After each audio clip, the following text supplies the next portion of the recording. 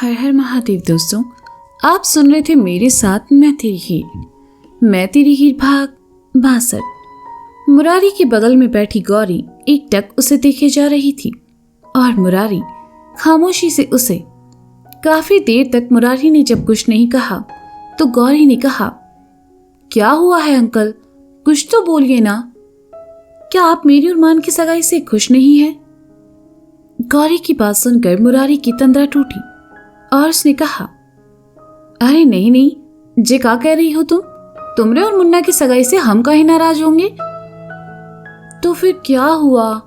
किसी रिश्तेदार ने कुछ बोल दिया क्या? अगर बोल भी दिया है तो चिल करो, रिश्तेदारों का तो काम है हर चीज में कमी निकालने का। उनके चरणों में फूल भी बिछा दो ना तो उछला लेंगे कीचड़ ही। गौरी ने कहा और ये कहते हुए उसके चेहरे पर गुस्से और चिढ़ के भाव थे। मुरारी ने देखा तो महसूस किया कि गौरी कुछ कुछ उसके जैसी ही है और उसने कहा, अरे नहीं बिटिया, हमरे किसी रिश्तेदार में इतनी हिम्मत ना है कि हमरे सामने कुछ बोल दे। हाँ, ये भी नहीं? तो फिर क्या हुआ है, आप ही बताइए, गौरी ने मायूस होकर कहा। मुरारी नहीं चाहता था कि गौरी के सामने वह अपनी उदासी की वजह जाहिर करे, इसलिए कहा, अरे कुछ खास नहीं, वो राधिका चाय बनाई रही, बहुत बकवास चाय रही, इलिए मगज खराब है हमरा। बस इतनी सी बात, चलिए उठिए। गौरी ने एकदम से उठकर कहा। हैं? मुरारी ने हैरानी से कहा, अरे उठिए ना, मेरे साथ आइए। गौरी ने मुरारी का हाथ पकड़कर उसे उठाया और अपने साथ ले जाते हुए कहा। गौरी मुरारी को लेकर अपनी स्कूटी के पास आई और अपने सर पर हेलमेट लगाकर स्कूटी पर बैठते हुए कहा, बैठिए। मुरारी नहीं समझ पा रहा था कि गौरी क्या कहना चाहती है। उसे खामोश देखकर गौरी ने कहा, अरे बैठिए ना अंकल। मुरारी गौरी के पीछे उससे कुछ दूरी बनाकर आ बैठा, क्योंकि गौरी उसकी होने वाली बहू थी। सपोर्ट के लिए उसने सीट का पिछला हिस्सा पकड़ लिया और कहा, वैसे हम लोग कहाँ जा रहे हैं? गौरी ने स्कूटी आगे बढ़ाई और कहा, आज आपको मैं इस शहर की सबसे बेस्ट चाय पिलाती हूँ, वो चाय पीकर आप सब भूल जाएंगे। अरे बिटिया, इतनी रात में काहे परेशान हो रही हो? मुरारी ने कहा। गौरी की स्कूटी हवा से बातें कर रही थी, लेकिन उसका ध्यान मुरारी की बातें में भी था, इसलिए उसने कहा, देखिए अंकल, आप मान के पापा हैं। मैं मान को बहुत पसंद करती हूँ और जैसे मैं मान को कभी अपसेट नहीं देख सकती, वैसे ही मैं आपको भी अपसेट नहीं देख सकती, वो भी इतनी मामूली सी चाय के लिए। आप पहली बार मेरे शहर आए हैं और अपसेट है, बहुत गलत बात है। अभी आपको मस्त कड़क चाय पिलाती हूँ, वो चाय पीकर आपका मूड एकदम मस्त हो जाएगा। मुरारी ने सुना तो मुस्कुरा उठा। गौरी उसकी होने वाली बहू थी, लेकिन मुरारी के साथ इतना सहज थी जैसे उसकी कोई दोस्त या बेटी हो। मुरारी के चेहरे से उदासी अब धीरे धीरे कम होने लगी, लेकिन गौरी वो तो मुंहफट थी, कुछ ना कुछ बोले जा रही थी। उसे इतना भी ध्यान नहीं था कि अपने होने वाले ससुर के सामने क्या बोलना होता है और क्या नहीं। पर वो मुरारी को ससुर माने तब ना, वो तो मुरारी को पापा कहने तक को तैयार नहीं थी। मुरारी ससुर से पहले उसके लिए काशी के अंकल थे, जिनके साथ गौरी ने बनारस में खूब बकैतियां की थी। सगाई से निकलकर उर्वशी जैसे तैसे होटल पहुंची। नशे की वजह से उसकी हालत खराब थी और फिर एकदम से वह लॉन की तरफ भागी और कुछ दूर जाकर ही उसने उल्टी कर दी। उल्टी के साथ ही आधी से ज्यादा शराब बाहर आ गिरी। उर्वशी अपने बाल नोचने लगी और सर पकड़कर वहीं बैठ गई। होटल स्टाफ ने देखा तो उर्वशी के पास आया और कहा, मैम आर यू ओके? क्या मुझे एक ग्लास लेमन जूस मिल सकता है प्लीज? उर्वशी ने नशे भरे स्वर में कहा। शायद वह जानती थी कि शराब के हैंगओवर को कैसे कम करना है। श्योर मैम, लड़के ने कहा। उसने उर्वशी को सहारा देकर वहीं पास पड़ी कुर्सी पर बिठाया और खुद उसके लिए जूस लेने चला गया। दर्द से उर्वशी का सर फटा जा रहा था। उसने अपनी आंखें मूंदी और अपना सर पीछे झुका लिया। आंखों के सामने मुन्ना का चेहरा चलने लगा। मुन्ना को लेकर उर्वशी के दिल में भावनाएं कब पनपने लगी वह खुद नहीं जानती थी, पर आज जब उसने मुन्ना को गौरी के साथ देखा तो उसे एहसास हुआ कि वह मुन्ना को चाहने लगी है। मुन्ना से हुई पहली मुलाकात से लेकर उसकी सगाई तक के पल एक एक करके उर्वशी की आंखों में आने लगे। जैसे ही गौरी का चेहरा नजर आया, उर्वशी ने एक झटके में अपनी आंखें खोली। उसका चेहरा गुस्से से लाल हो रहा था और आंखों में गुस्से और जलन के भाव साफ दिखाई दे रहे थे। मैम, आपका लेमन जूस। लड़के की आवाज उर्वशी के कानों में पड़ी तो उसकी तंद्रा टूटी। उर्वशी ने ग्लास लिया और एक सांस में पूरा पी गई। उसे अब कुछ अच्छा लग रहा था। शराब का नशा भी धीरे धीरे कम हो रहा था, लेकिन उसका सर दर्द से फटा जा रहा था। उर्वशी उठी और अंदर चली गई।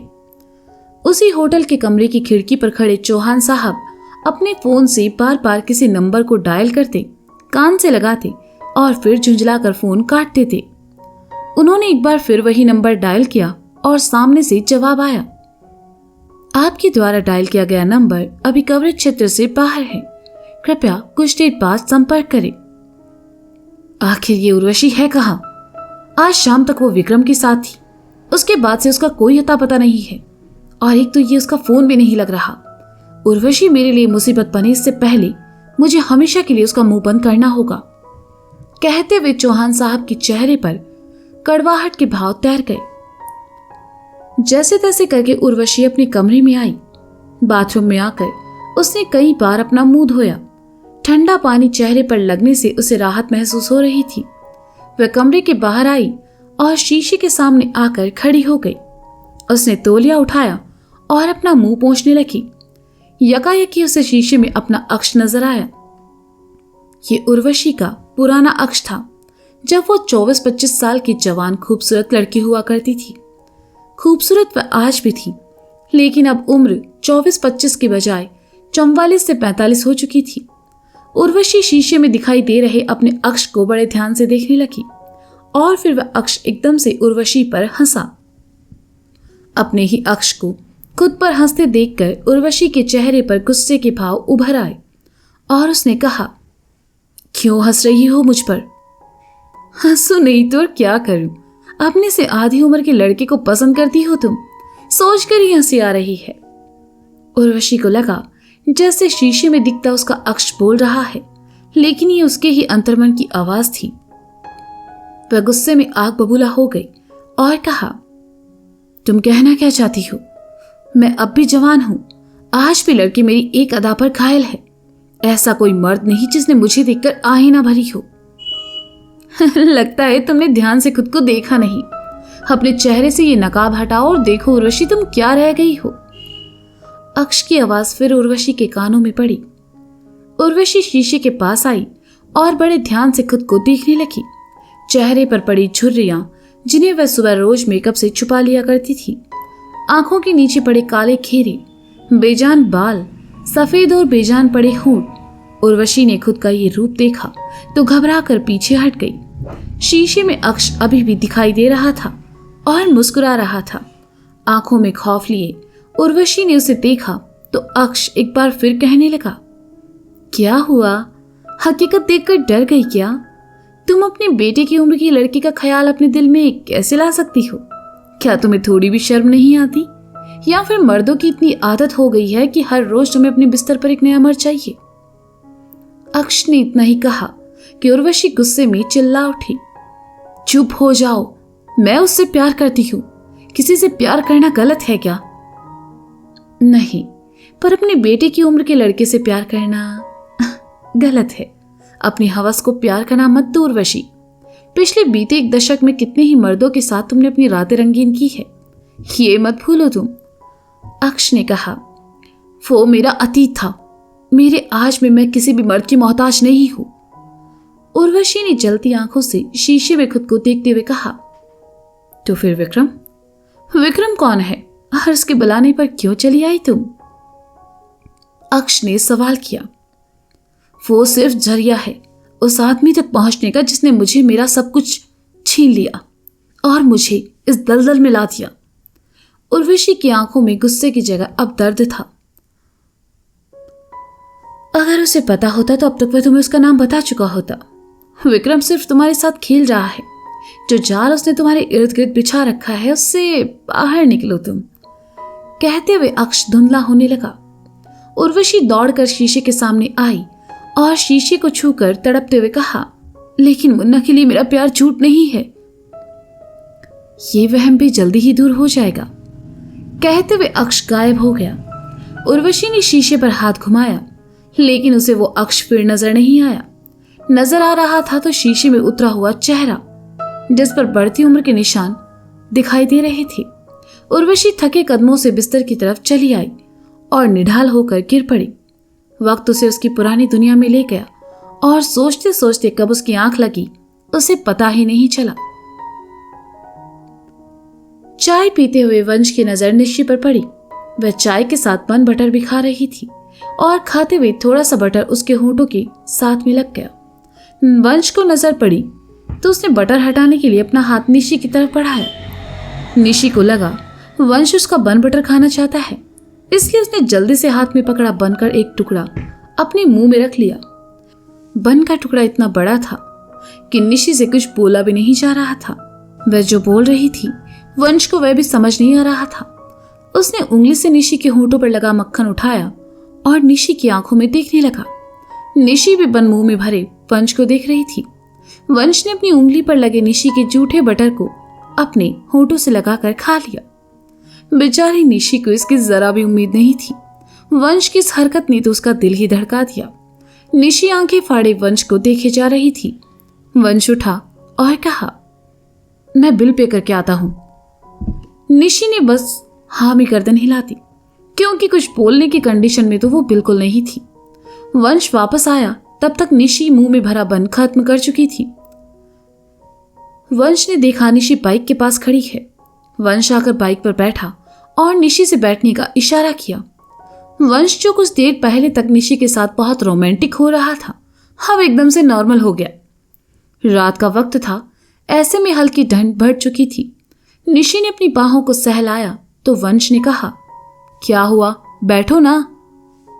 हाँ, ये इतना अजीब क्यों है? कैसे दिखाई नहीं देता एक लड़की बेचारी ठंड से मर रही है? निशी बड़बड़ाई। क्या हुआ, क्या बड़बड़ा रही हो? बैठो, मैंने सिर्फ 30 मिनट का बोला था, इससे ज्यादा टाइम नहीं है मेरे पास तुम्हारे लिए। चलो बैठो, वंश ने मुंह बनाकर कहा। निशी वंश को घूरने लगी। वह अभी भी अपनी बाहों को सहला रही थी। वंश ने देखा तो उसे समझ आया और उसने कहा, ओह अच्छा, तुम्हें ठंड लग रही है। निशी ने वंश को घूरना जारी रखा तो वंश बाइक से उतरा और कहा, मतलब अब तुम्हें मेरा जैकेट भी चाहिए? निशी ने इस बार वंश को कुछ ज्यादा ही गुस्से में देखा तो वंश ने अपनी जैकेट उतारकर निशी की तरफ बढ़ाते हुए कहा, ये लो, पहन लो। देख के तो ऐसे लग रहा है जैसे जैकेट नहीं दिया तो मेरा खून ही कर दोगी। थैंक्स, निशी ने कठोरता से कहा और जैकेट लेकर पहन ली। वंश बाइक पर आ बैठा और बाइक स्टार्ट करते हुए बड़बड़ाया। थोड़ा प्यार से भी बोल सकती थी, लेकिन नहीं, जबान तो जैसे कड़वा करेला है। क्या हुआ, चलो, पीछे बैठी निशी ने कहा तो वंश की तंद्रा टूटी और उसने बाइक आगे बढ़ा दी। तो दोस्तों, क्या लगता है आपको, क्या इन दोनों का झगड़ा ऐसे ही चलता रहेगा या फिर इनमें भी होगा प्यार? जानने के लिए सुनते रहिए मैं तेरी ही मेरे साथ। Bye bye.